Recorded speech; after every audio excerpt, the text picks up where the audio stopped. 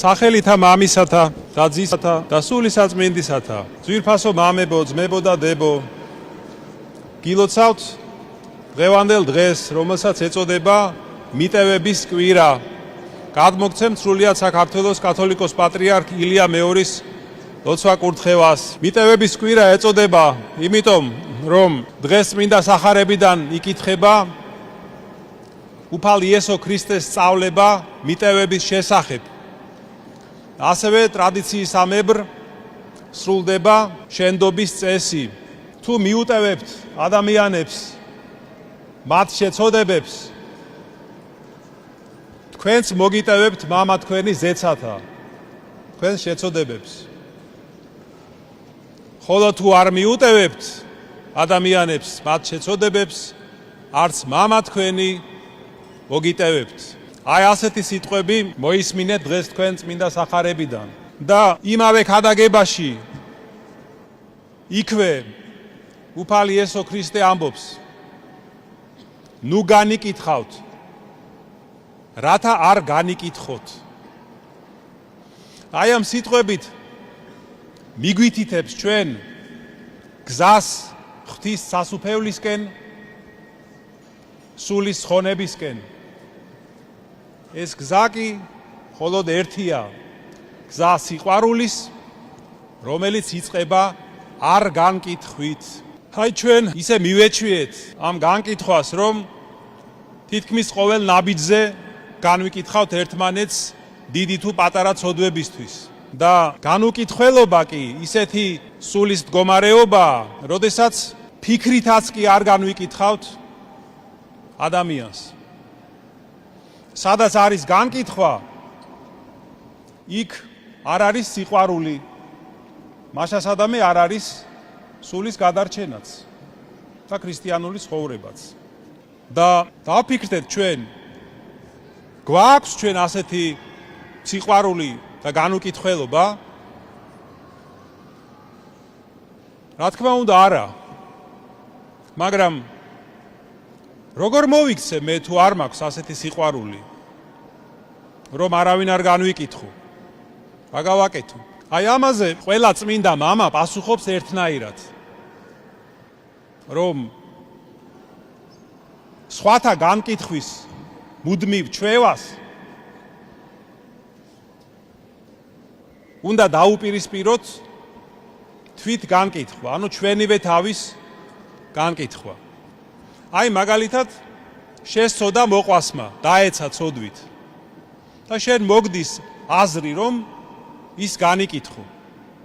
აი ამის ნაცვლად უნდა ეცადო, რომ შენი თავი განიკითხო.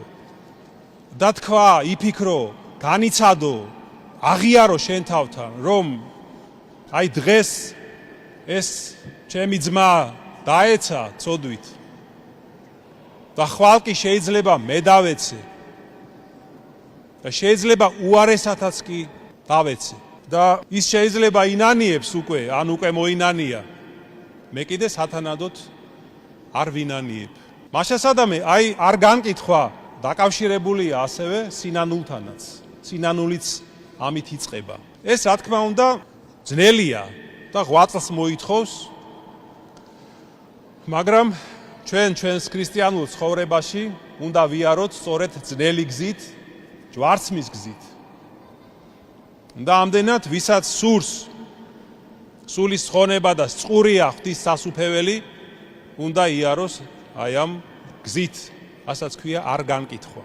და დღეს წმინდა ეკლესია, რომელსაც შევყავართ ჩვენ დიდ მარხვაში, მოგიწოდებს სწორედ ამისკენ, არ განკითხვისკენ, განუკითხველობისკენ, აი ამ სანატრელი სათნოებისკენ, რომლის გარეშეც სულის ხონებაც შეუძლებელია. იმიტომ რომ როგორც გითხარით, სადაც არის განკითხვა, იქ არ არის სულიერი ცხოვრება, იქ არ არის სიყვარული, რა არის აბა? მხოლოდ გარეგნული მხარეა ქრისტიანული ცხოვრების. და აი ამიტომ ჩვენ უნდა ვევედროთ უფალს, რომ შეგვეწიოს ამ თვისების მოპოვებაში, რომ ვისწავლოთ ჩვენი მოყვასების არ განკითხვა და ვიმეორებ კიდევ ერთხელ, ამას გვასწავლიან ჩვენ ეკლესიის წმინდა მამები, რომ როგორც კი მოგინდება განკითხვა, როგორც კი ეს აზრი მოგივა, მაშინვე უნდა განაგდო იგი შენგან, დაუპირისპირო შენივე თავის განკითხვა და იფიქრო, რომ აი ჩემმა ძმამ ახლა შესწოდა, ხვალ კიდე შეიძლება მე უარესად შევწოდო და რომ მე უარესი ვარ მასზე. და ჩვენ კიდევ როცა ადამიანებს განვიკითხავთ, როგორც წესი ვფიქრობთ, რომ რაღაცით მე მაინც უკეთესი ვარ მასზე. და თუ ვცდილობთ, რომ აი სულიერ გზას შევუდგეთ, ზოგჯერ ეს აზრის გაგვიელვებს ხოლმე, რომ არა, მე არ ვარ სხვაზე უკეთესი. შეიძლება აი ამ კაცზე უარესიც ვარ ახლა, ვისაც განვიკითხავ. მაგრამ ეს წამიერად გაგვიელვებს ხოლმე და იქვე მალევე ისევ განვიკითხავთ ამ ადამიანს. და აი ვინაიდან ასე მივეჩვიეთ ჩვენ განკითხვას, ამიტომაც შორს ვართ ნამდვილი ქრისტიანული და სულიერი ცხოვრებისგან და იმ გზისგან, რომელსაც შეჰყავს ცათა სასუფეველში.